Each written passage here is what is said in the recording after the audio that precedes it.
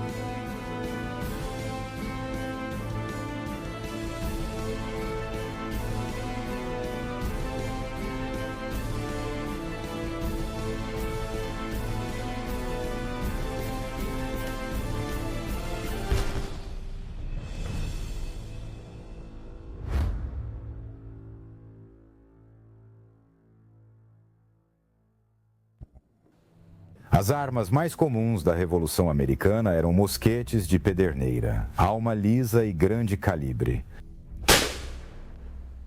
No exército britânico, a arma de fogo preferida era o mosquete Land Pattern, apelidado de Brown Bass. Essa arma foi em grande parte responsável por conquistar o império para os ingleses e era muito fácil de fabricar. Essas coisas eram todas completamente feitas à mão dentro de um certo especificação. Eles faziam todas mais ou menos no calibre 75. O mosquete Brown Bass, este é um exemplo do modelo Shortland, foi usado pouco antes da Revolução, mas o Brown Bass, como projeto de arma leve, data do início do século XVIII, por volta de 1720, e esses foram usados até mais ou menos a década de 1830, quando mudaram para o sistema de percussão e o mosquete Rifle Enfield. Muitos desses antigos Brown Bass foram usados durante as guerras napoleônicas, embora em uma versão um pouco atualizada. Muitos dos colonos nas milícias e no exército continental usavam o Brown Bass. Outro mosquete comum entre os patriotas era o mosquete de padrão francês chamado Charleville. O Charleville já era usado pela infantaria francesa há tempos. Os modelos de 1763 e 1766 eram comuns nas colônias durante a guerra, adquiridos pelo Congresso e importados secretamente da França. Quando os franceses entraram na guerra, sua infantaria também carregava Charleville, incluindo o modelo recém-projetado de 1777. Os americanos também produziam armas nas colônias. Comitês de segurança foram estabelecidos nas colônias para organizar e equipar milícias. Eles encomendaram armas construídas por armeiros locais que frequentemente seguiam o design da Brown Bass. O Congresso estabeleceu uma fábrica de armas continental em Lancaster, Pensilvânia, onde William Henry e sua equipe produziram armas para a Revolução. Além de mosquetes e rifles, oficiais militares e alguns soldados também carregavam pistolas. Todas as armas, inclusive as longas, eram de pederneira. Eram mortais a curta distância, mas imprecisas a qualquer distância significativa. Essas armas de pederneira de calibre grande e cano liso podiam disparar uma bala grande de chumbo ou vários balins, como uma espingarda. George Washington depois incentivaria seus homens a carregar mosquetes com bala e chumbo. Isso significava carregar a arma com uma bala de mosquete padrão, provavelmente calibre 69, e de 3 a 6 balins de chumbo. Isso aumentava muito a probabilidade de atingir um dos inimigos, mantendo o poder letal da arma de grande calibre. Com os mosquetes de cano liso usados pela maioria das tropas, era praticamente impossível atirar com qualquer precisão real a uma distância significativa, tornando o sistema de buck and ball uma opção atraente. Mas isso não valia para os rifles. Um cano raiado tem um padrão de sulcos em espiral, que faz com que o projétil gire ao sair do cano. Esse giro dá estabilidade à bala, permitindo um tiro preciso a uma distância maior. Porém, canos raiados entupiam mais devido à pólvora negra usada na época. Para aproveitar o raiamento, a bala precisava se encaixar firmemente no cano. Isso tornava o carregamento mais difícil. Armas de alma lisa como a Brown Bass e a Charleville podiam ser recarregadas mais rapidamente, e as táticas militares da época não exigiam o alcance ou a precisão proporcionados pelos rifles. Mas os caçadores apreciavam ambas as qualidades. E na época da Revolução Americana, competições de tiro eram realizadas para que os atiradores de rifle demonstrassem sua habilidade. O rifle longo americano também é conhecido como rifle de Kentucky, por causa da música popular Os Caçadores de Kentucky, que exaltava os feitos dos pioneiros na Guerra de 1812. Na verdade, os rifles eram principalmente fabricados nas colônias, especialmente Pensilvânia, Virgínia e Carolinas. Eles foram originalmente projetados por armeiros alemães que haviam imigrado para as colônias. Eles redesenharam o rifle alemão Jäger, alongando o cano para 44 polegadas ou até mais para melhorar a precisão da arma. Os rifles foram as primeiras armas de fogo produzidas nos Estados Unidos. Mosquetes de alma lisa, como o Brown Bass, o Charleville e armas do Comitê de Segurança ainda predominavam na Nova Inglaterra. Armas como essas, junto com pólvora e munição, eram armazenadas pela milícia de Massachusetts em Concord. Congresso Provincial em Boston havia orientado as cidades de Massachusetts a estabelecerem uma milícia de resposta rápida, homens que poderiam ser convocados para pegar suas armas e ir onde fossem necessários em questão de minutos. O Congresso aprovou a compra de armas, pólvora e munição para serem armazenadas até o uso. No início de abril de 1775, a milícia recebeu a notícia de que os britânicos sabiam do estoque e estavam se movendo para apreendê-lo. A milícia conseguiu retirar a maior parte dos suprimentos, distribuindo-os entre as cidades vizinhas. Às 2 da manhã. Em 19 de abril, cerca de 700 soldados britânicos, incluindo infantaria leve e granadeiros, marcharam de Boston para Concord. Enquanto marchavam por Lexington, tiveram seu primeiro encontro com a milícia de Massachusetts. O capitão John Parker e 75 milicianos armados estavam em posição de sentido. Em grande desvantagem numérica, o capitão John Parker havia dito aos seus homens para não iniciarem uma briga. Enquanto o grupo avançado britânico observava os milicianos, alguém coçava o dedo no gatilho.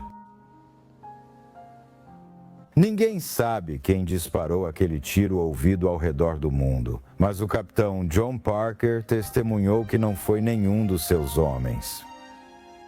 Em resposta àquele primeiro tiro, os britânicos dispararam uma rajada contra a milícia e então avançaram com suas baionetas. As baionetas transformaram mosquetes em lanças para lutas corpo a corpo mortais. As baionetas eram um acréscimo militar às armas de fogo.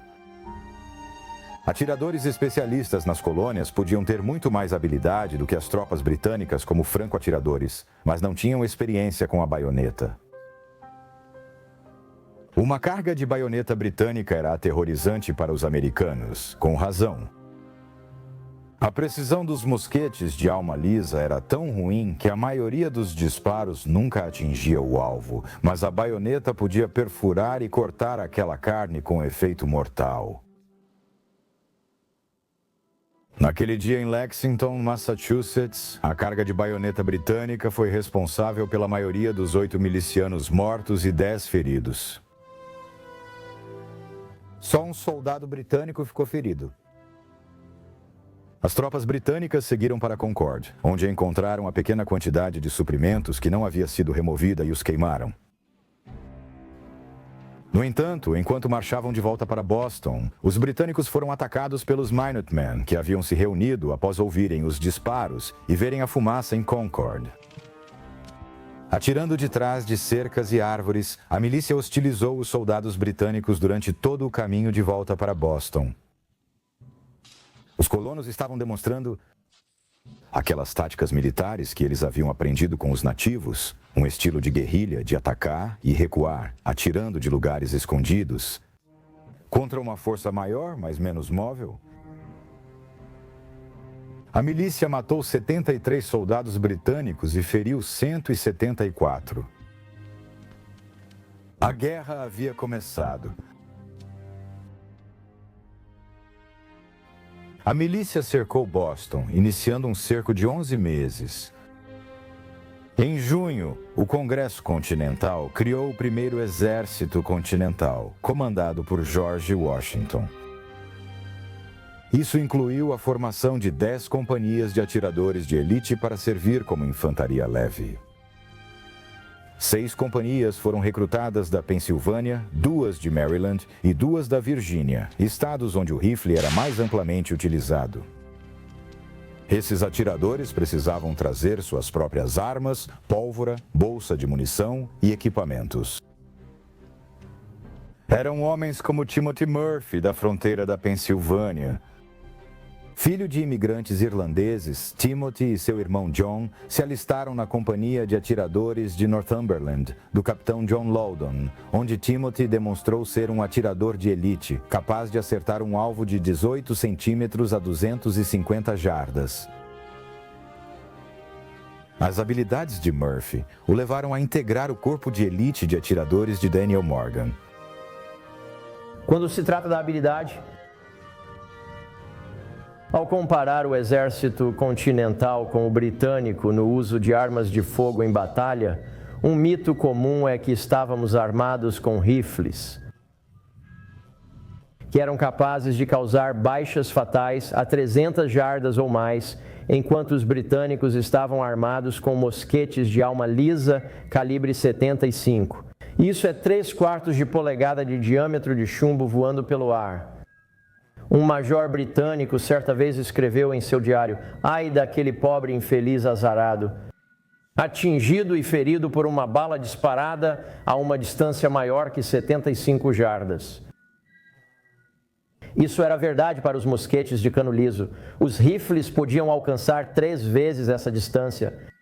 O problema era que nem todo mundo estava armado com rifles, como o mito popular faz parecer.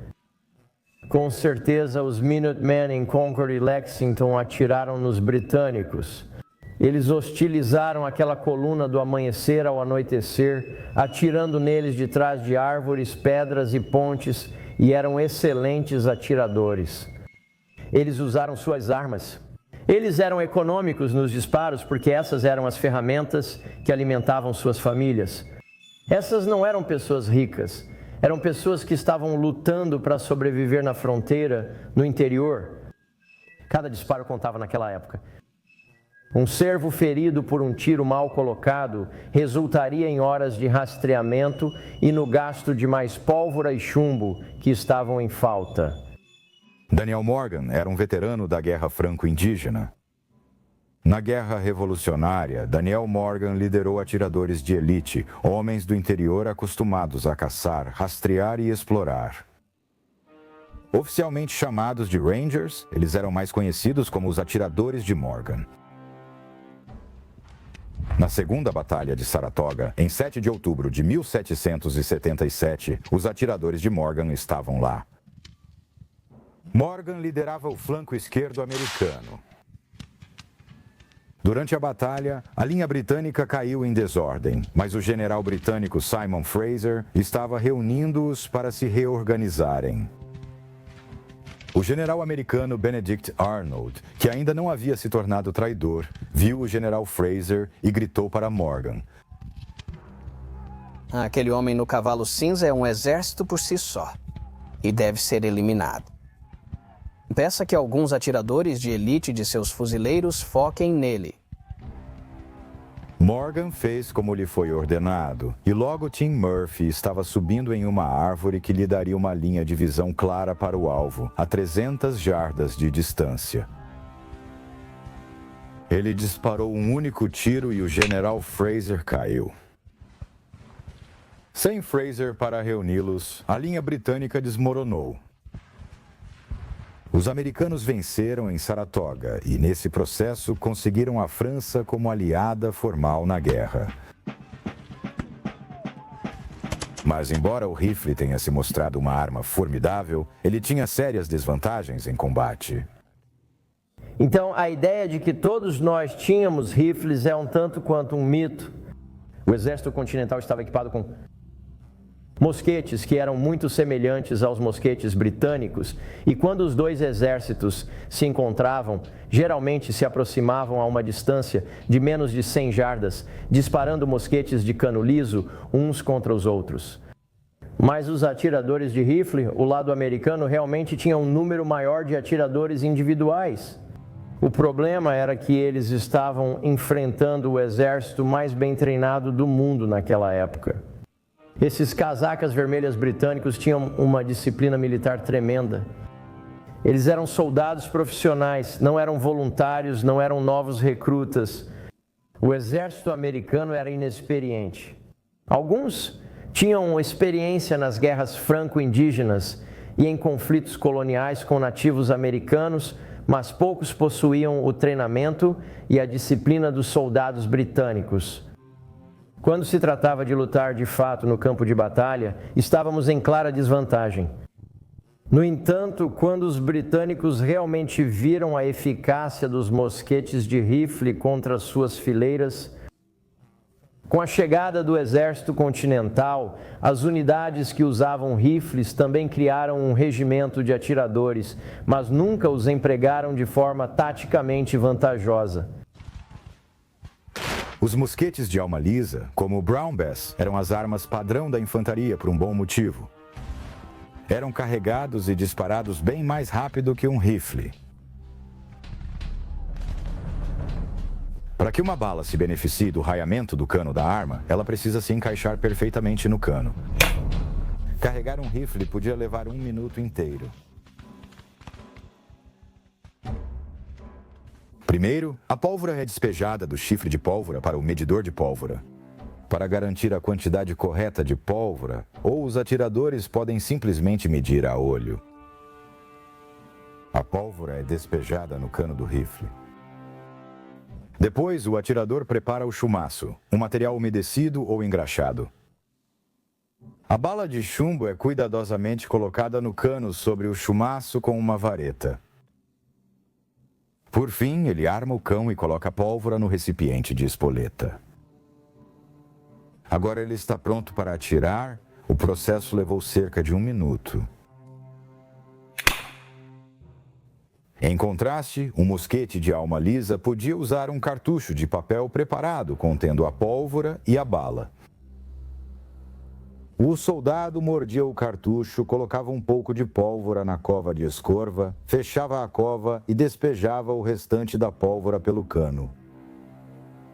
A pólvora vinha antes do papel e da bala de chumbo, com o papel servindo de bucha. Depois empurrava a bala e estava pronto para disparar.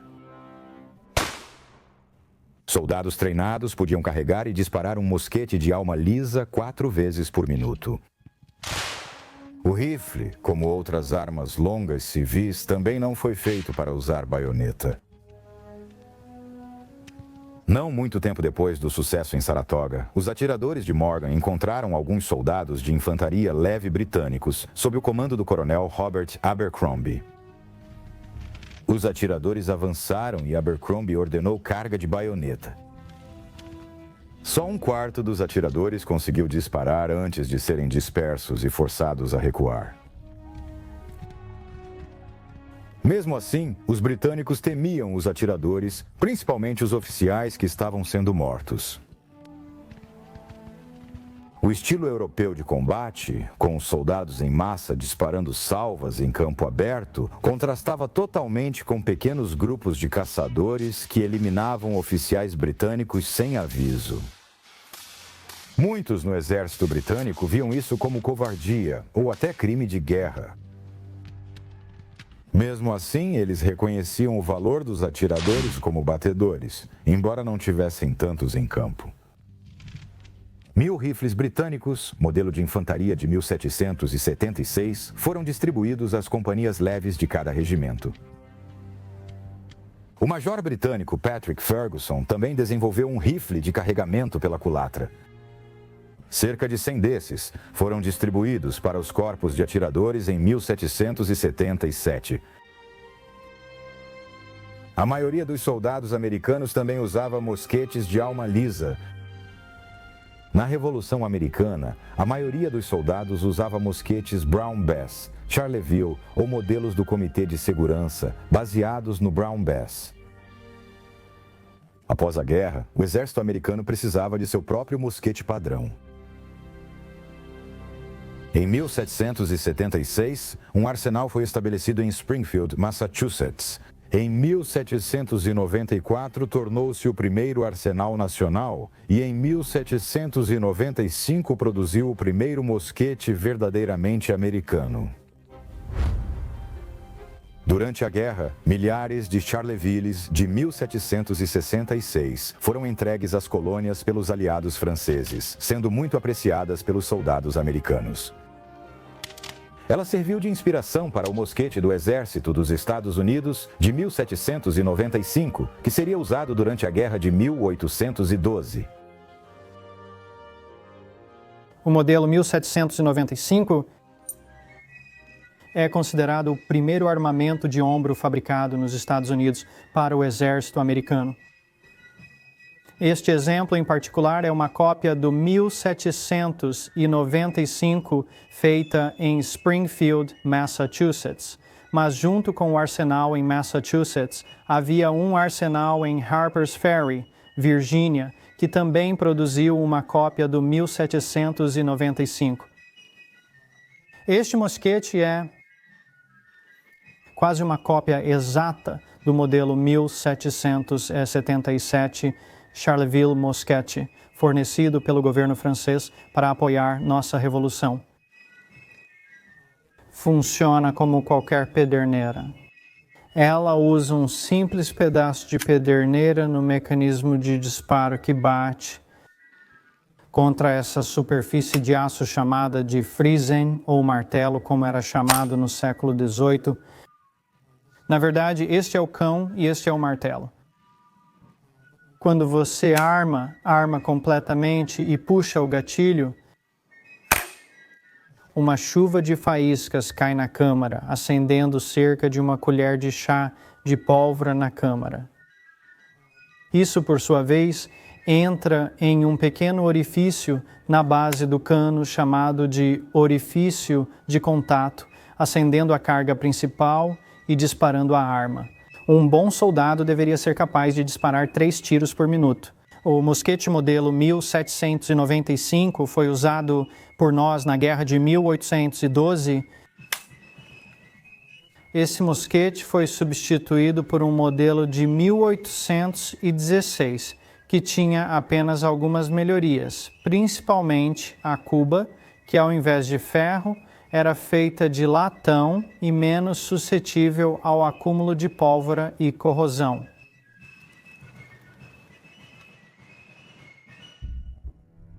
Em 1799, iniciou-se a construção do segundo arsenal nacional em Harper's Ferry, no oeste da Virgínia, região que depois se tornaria Virgínia Ocidental.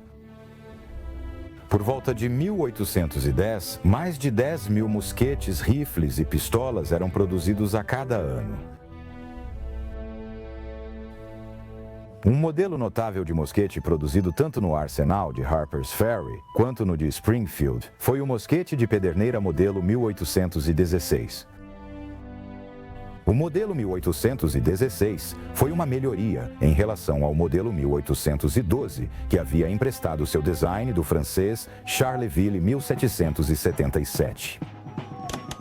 O cano de calibre 69 tinha 42 polegadas de comprimento, como o do 1812, mas o modelo 1816 tinha uma placa de culatra mais longa, uma guarda do gatilho mais curta e uma baioneta mais longa. No total, o mosquete tinha 58 polegadas de comprimento. Outras melhorias ocorreram em 1822, 1835, 1840 e 1842. Quase 700 mil mosquetes modelo 1816 foram fabricados em Harper's Ferry e Springfield entre 1816 e 1844, mais do que qualquer outro mosquete de pederneira dos Estados Unidos. Esses mosquetes defenderam o Álamo em San Antonio, Texas, em 1836 e foram usados pelo Exército dos Estados Unidos da América na Guerra Mexicano-Americana. Uma grande inovação ocorreu em 1839, que resolveria um dos maiores problemas que atormentavam as armas de pederneira, que era o fato de não funcionarem bem em tempo úmido. Se a pólvora ficasse molhada enquanto era colocada na panela de isca, a carga de isca não incendiava e, portanto, a pólvora que dispararia a bala também não. Patenteada em 1822, a cápsula de percussão era uma cápsula de cobre com fulminato de mercúrio.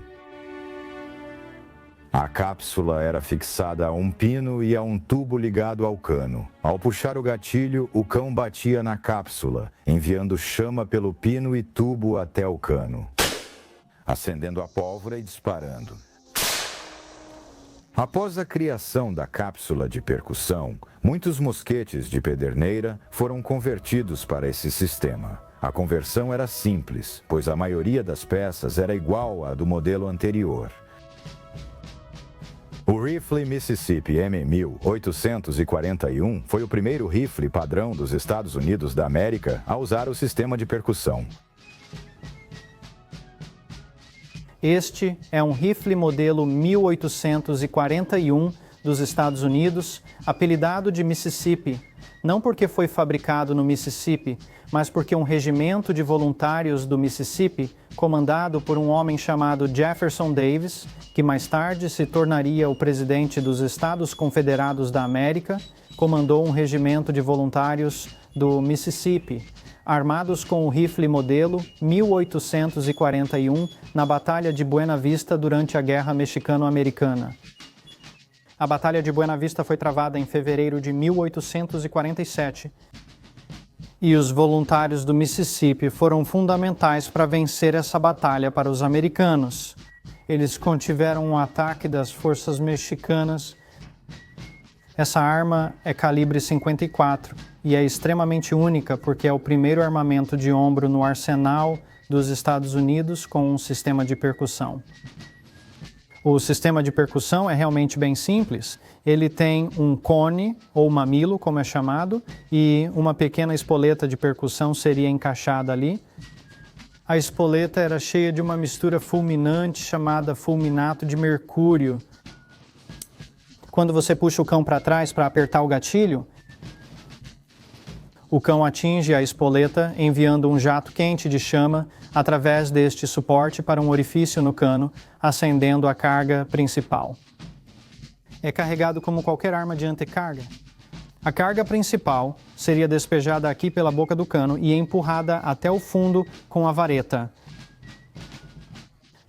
Como essa arma tem muitos detalhes em latão, ela era considerada uma arma muito atraente para a sua época. Ela tem a cinta de latão na boca do cano aqui em cima, a abraçadeira de latão, o guarda-mato de latão, o compartimento para remendos e a placa de culatra, todos de latão.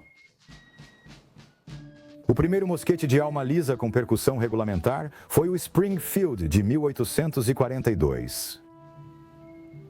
Produzido em Springfield e Harper's Ferry, o modelo de 1842 foi uma evolução do de 1816. O 1842 e sua versão raiada foram amplamente usados na Guerra Civil. O próximo grande avanço nas armas de fogo não foi a arma, mas sim a bala. A Minié-Ball foi desenvolvida pelo oficial do exército francês Claude Etienne Minié. A Minié-Ball era uma bala de carregamento pela boca, estabilizada por rotação para canos raiados. Com formato cônico, parecido com uma bala moderna, era feita de chumbo macio e tinha base oca. Em vez da bala tradicional para um rifle, que precisava se encaixar firmemente no cano, a Minié-Ball era um pouco menor do que o interior do cano do rifle. Quando a arma era disparada, a base oca da bala se expandia, encaixando-se nas ranhuras do cano raiado e aproveitando totalmente o aumento de velocidade e precisão que a rotação proporcionava.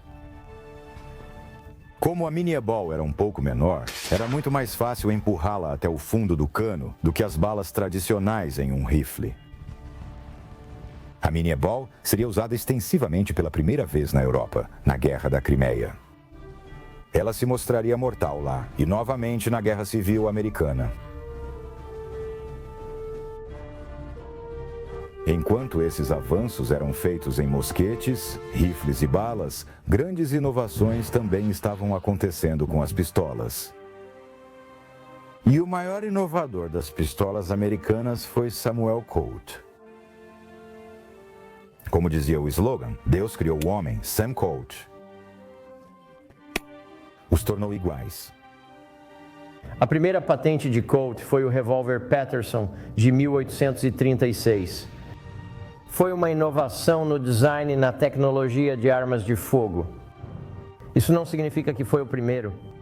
Arma de fogo que tinha um cilindro giratório ou a ideia de um cilindro giratório. Já havia muitos antes, como Collier, e a lista de nomes desconhecidos segue, só encontrada nos registros antigos do escritório de patentes. O motivo pelo qual Colt é hoje um nome conhecido é porque o design de Colt foi o primeiro revólver prático. Foi o primeiro que funcionou. Agora Colt produziu vários modelos diferentes dessa arma. Patterson, Nova Jersey, a fábrica onde ele trabalhava perto das cataratas de Patterson. E suas armas tinham 3 tamanhos de armação, do calibre 0,28 ao 0,36. A maioria delas era de 5 tiros, não o comum ou mais tradicional de 6 tiros que conhecemos hoje. Colt as levou à Flórida. Lá, elas foram usadas durante a Guerra Seminole de 1838. Vários indivíduos que lutaram com o exército dos Estados Unidos da América na Flórida tiveram contato não apenas com o coronel Colt em pessoa, mas também com sua nova invenção de arma de fogo. Caras como Samuel Hamilton Walker, de Maryland, levaram revólveres Patterson com eles quando saíram da Flórida e foram para o oeste, tornando-se Texas Rangers, junto com Jack Coffey Hayes e a lista dos grandes Texas Rangers da década de 1840, quando o Texas era uma república. Mas, infelizmente, ela nunca foi bem aceita pelo exército dos Estados Unidos da América na época, porque os oficiais de artilharia tinham medo de que, se um soldado tivesse a capacidade de disparar sua arma rapidamente, ele o faria de forma indiscriminada e também ao custo envolvido. Geralmente, uma pessoa consegue disparar uma arma de antecarga 3 vezes por minuto. Cada um desses disparos custa ao departamento de munições alguns centavos por tiro. Se você for capaz de triplicar ou quintuplicar essa cadência de tiro, isso também aumenta o custo. A ideia era limitar o número de disparos, reduzindo o gasto, tornando o atirador muito mais controlado, econômico em muitos níveis ao disparar sua arma de fogo. Nem todos os rifles foram fabricados nas arsenais dos Estados Unidos, é claro. Um modelo popular era o rifle Sharps, feito pela companhia de rifles Sharps. Os rifles Sharps desempenharam um papel em Bleeding Kansas, a violenta luta entre forças pró e anti-escravidão que antecedeu a Guerra Civil. Rifles Sharps de carregamento pela culatra foram fornecidos aos ativistas anti-escravidão. Eles eram chamados de Bíblias de Beecher, porque o ativista Henry Ward Beecher insistia que, enquanto ler a Bíblia para búfalos daria no mesmo que para aqueles caras. Eles respeitam profundamente a lógica presente no rifle Sharp. Um dos atores mais violentos no Kansas, sangrento, em breve faria um ataque contra o 2º Arsenal Nacional em Harper's Ferry. João Brown já havia matado homens com uma espada larga no Kansas, mas em Harper's Ferry.